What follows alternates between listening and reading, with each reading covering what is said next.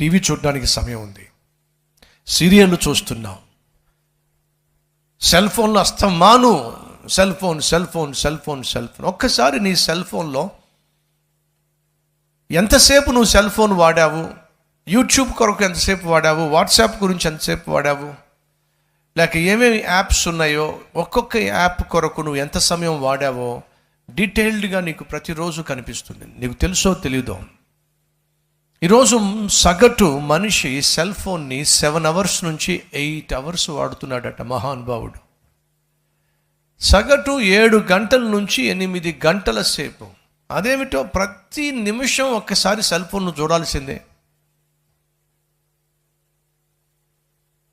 ప్రతి నిమిషం నువ్వు ఉద్యోగం చేస్తున్నా పక్కకు చూడాల్సిందే, ప్రయాణం చేస్తున్నా చూడాల్సిందే, బస్సులో కూర్చున్నా అస్తమాను సెల్ ఫోన్. ఇది మనిషి ఈరోజు సెల్ ఫోన్కి అడిక్ట్ అయిపోయాడు.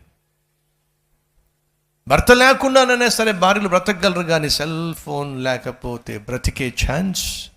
అమ్మ మీరేమనుకోకండి, ఒకసారి ఇలా ప్రశ్నిస్తాను, మీకు మీ ఆయన కావాలా సెల్ ఫోన్ కావాలా? వాడేందుకు, నాకు సెల్ ఫోన్ ఉంటే చాలు.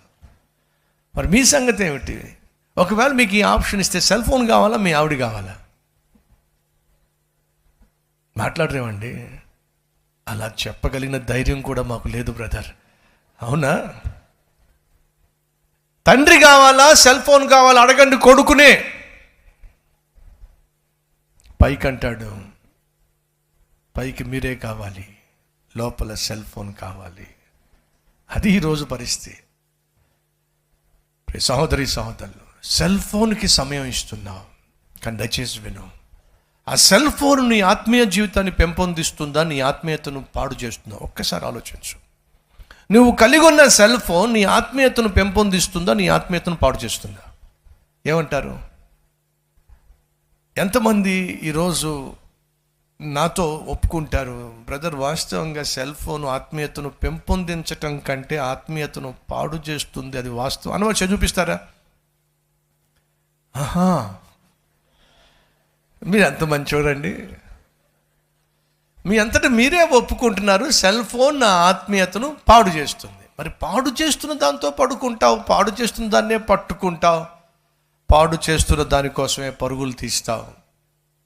జయించాలి.